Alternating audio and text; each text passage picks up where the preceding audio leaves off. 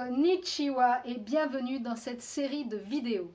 Ici Roxane de Purple MD et aujourd'hui je vais vous dévoiler l'envers du décor de l'univers du web marketing, galaxie encore très peu connue et pourtant en pleine expansion, et en phase de devenir l'outil numéro 1 de communication, incontournable pour les petites boîtes comme la mienne et la vôtre, ou pour les grandes marques internationales.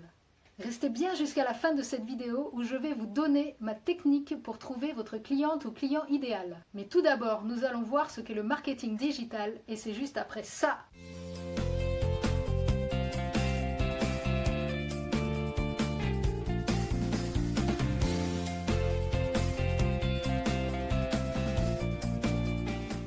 Pourquoi le marketing digital est si important ? Aujourd'hui, il est devenu plus populaire que le marketing traditionnel et ce n'est pas surprenant. Au cours des dernières décennies, le marketing digital a évolué à une vitesse folle, car de nos jours, les gens passent de plus en plus de temps sur Internet. Si on se penche sur tout ce qui se passe sur Internet toutes les 60 secondes, eh bien on peut voir qu'il s'en passe des choses.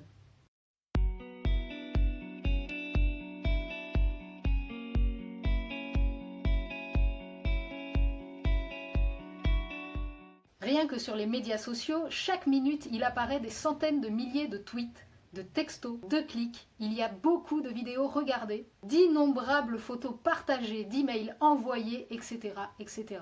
On voit qu'il y a énormément d'activités sur Internet. Ce qui nous mène à la question, quelles sont donc les différences entre le marketing digital et le marketing traditionnel ? En ce qui concerne le marketing traditionnel, vous avez sans doute déjà vu des panneaux d'affichage dans des abris de bus ou au bord des routes, avoir entendu des pubs à la radio, en avoir vu à la télé, dans les pages de vos magazines préférés, ainsi de suite. En gros, toutes les pubs qui ne se trouvent pas sur votre smartphone ou votre ordinateur. C'est là que le marketing traditionnel atteint ses limites. Par exemple, si vous voulez distribuer des flyers pour la prochaine Fashion Week, vous allez en imprimer 5000 et 5000 personnes les tiendront dans leurs mains et ça s'arrête là. Ça va rester très localisé. Le marketing digital, lui, n'a aucune limite. Vous créez un événement sur Facebook. Vous créez une audience ciblée sur Facebook Ads.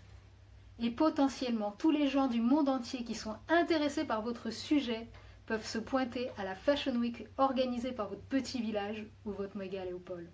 Et tout ça sans avoir à bouger de chez vous. Ensuite, il y a une question de timing. Si vous avez craqué sur le dernier jean Elvis que vous avez vu dans une pub à la télé entre deux épisodes de Julie Lescaut, eh bien il vous faudra attendre le lendemain pour assouvir votre désir. Voire faire de la route s'il n'y a pas de magasin Elvis dans votre ville, bien sûr. Et oui, là encore, le marketing digital is the winner parce qu'il est instantané. La pub Chocho Cannelle ou Fesse Café apparaît sous vos yeux, vous craquez, vous cliquez dessus, vous vous retrouvez directement sur le site de la marque, vous jetez tout ça dans votre panier, vous payez et basta. En 5 minutes, c'est réglé. Le vendeur est content car il peut diffuser sa pub 24 heures sur 24, sa boutique est ouverte 24 heures sur 24 et vous êtes content parce que vous avez pu acheter votre produit sans délai, Chocho Cannelle ou Fesse Café. Sans compter que le marketing traditionnel est très coûteux. Par exemple, Référent Rocher veut vendre ses chocolats sur TF1 juste avant le prime time. Ou pendant. La marque devra débourser entre 30 et 50 000 euros pour une pub de 30 secondes. Que les gens achètent ou non. Cela reste quand même très efficace, mais loin d'être suffisant. Alors qu'avec Facebook Ads, Google Ads ou autres, si Référent Rocher décide de ne dépenser que 40 euros par jour en publicité, eh bien, il n'y aura que 40 euros de dépensés dans la journée. Ce sera réparti tout au long de la journée. Avec Google Ads, par exemple, la marque, même si elle paye 40 euros par jour, ou 5 euros par jour, ou 6 000 euros par jour, le nombre d'impressions est illimité. C'est-à-dire le nombre de fois que vous pouvez voir leur publicité dans la journée, c'est illimité. Ils ne payent pas en plus. C'est-à-dire qu'ils vont payer, par exemple, 30 centimes, 1 euro, selon les enchères de publicité, seulement si quelqu'un va cliquer sur la publicité. C'est pas un truc de ouf? Moi j'adore en tout cas. En sachant que si vous cliquez, c'est que vous avez déjà l'intention d'acheter.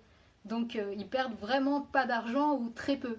Ce que ne peut pas faire non plus le marketing traditionnel, c'est cibler précisément ses potentiels clients. Il va pouvoir par exemple s'adresser aux femmes une fois dans une publicité, s'adresser aux hommes dans une autre publicité, mais il faudra refaire le boulot à chaque fois. Alors qu'avec le marketing digital, sur Facebook Ads par exemple, vous avez la possibilité d'aller chercher jusqu'à la couleur des yeux de votre client cible potentiel. Avec le marketing digital, vous avez aussi l'opportunité de voir vos résultats en temps réel, mais en plus vous pouvez contrôler vos coûts, rectifier le tir pour affiner vos campagnes de pub, en traquant votre cible sur Facebook, Twitter, LinkedIn, Instagram et tous les autres. Ce qui n'est pas possible avec le marketing traditionnel. Mais que demande le peuple? Des sous! Voilà, merci d'avoir regardé cette vidéo qui fait partie de la série Le marketing digital pour les débutants. Je vous invite maintenant à vous abonner si ce n'est pas encore fait à la chaîne en cliquant sur la petite cloche en bas et pour activer les notifications et être sûr de ne rater aucune prochaine vidéo. Et si vous voulez aller plus loin, bien sûr, vous avez la possibilité de télécharger l'e-book gratuit 5 étapes pour un business en ligne en or. Le lien est juste sous cette vidéo. Merci beaucoup les Purple et à tout de suite dans la prochaine vidéo. La pub Chocho Cannelle.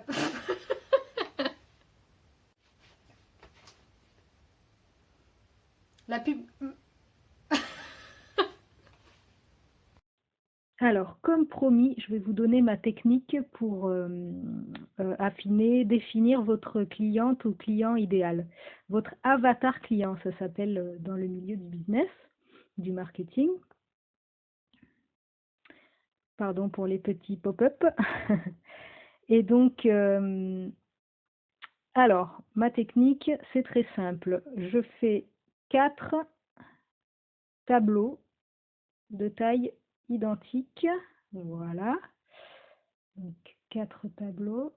Tiens, on va laisser un peu de place au milieu quand même parce qu'on va mettre notre client ou cliente idéale. Bon, alors on va dire que c'est une femme, donc vous pouvez aller chercher sur Google une photo de femme et le coller sur votre traitement de texte.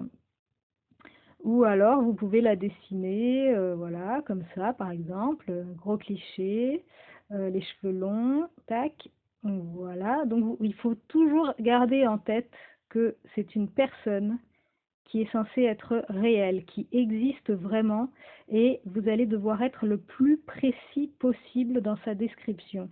Donc, on va lui donner un prénom, on va lui donner un âge, on va lui dire si c'est une personne célibataire, mariée, séparée, divorcée, pacsée et compagnie.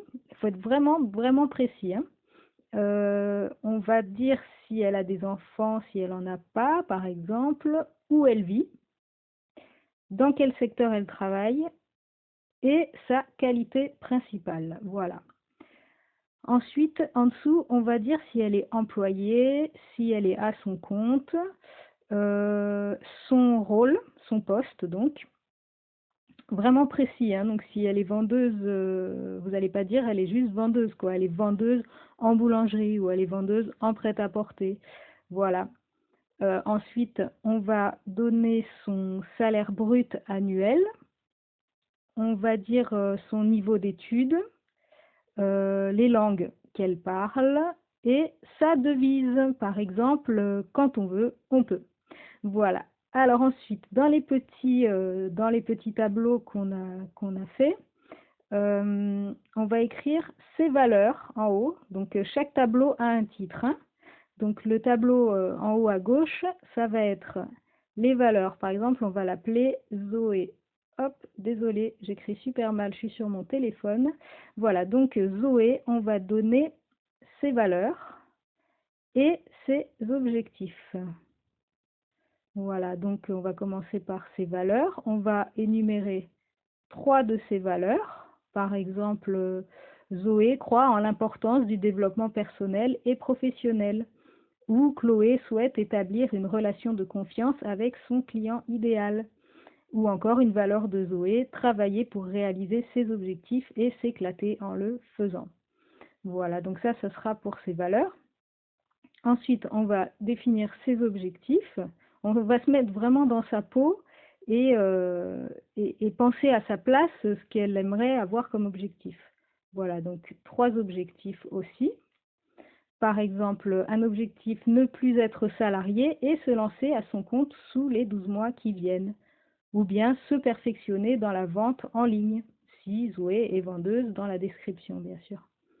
Ou encore trouver un meilleur équilibre entre son travail et sa vie personnelle, ainsi de suite. Voilà, vous faites vos recherches parce que vous allez avoir quand même un certain nombre de recherches à faire sur les réseaux sociaux, sur les blogs, sur un peu dans tous les médias pour essayer d'apprendre à connaître votre cliente ou client idéal. Ensuite, dans le deuxième tableau, son achat.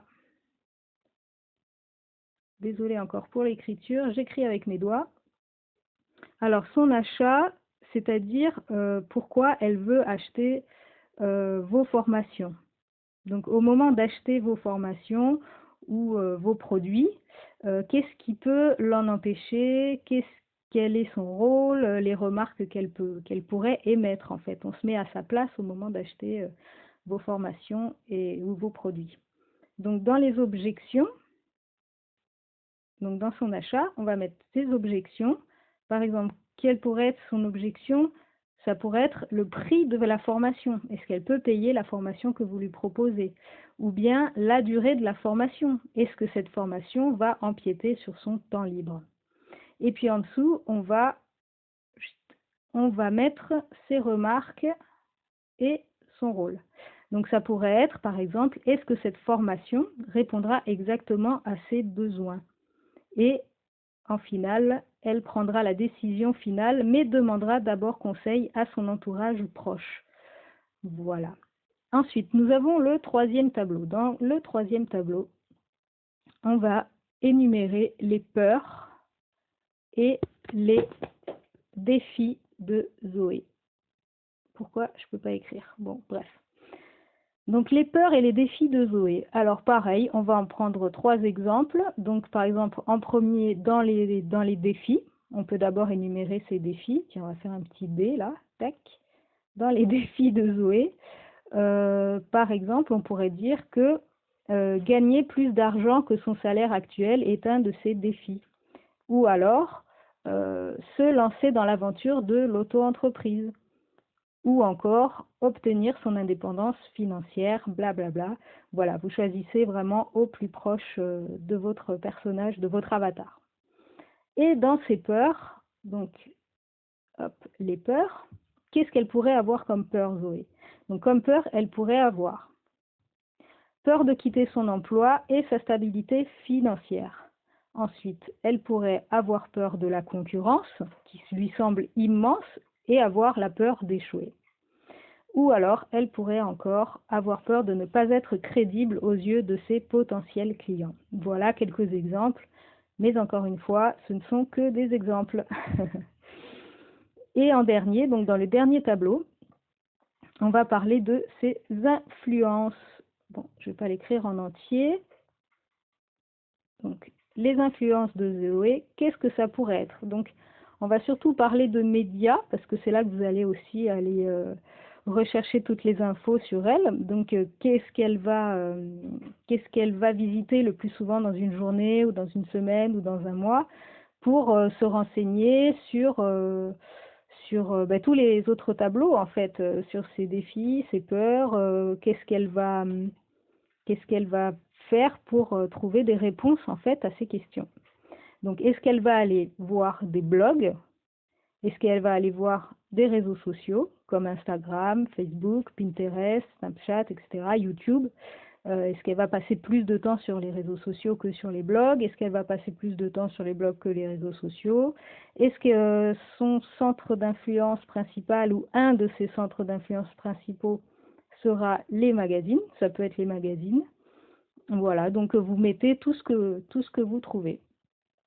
Et ensuite, au final, vous allez marquer ses hobbies. Donc, c'est-à-dire ce qu'elle fait dans ses temps libres.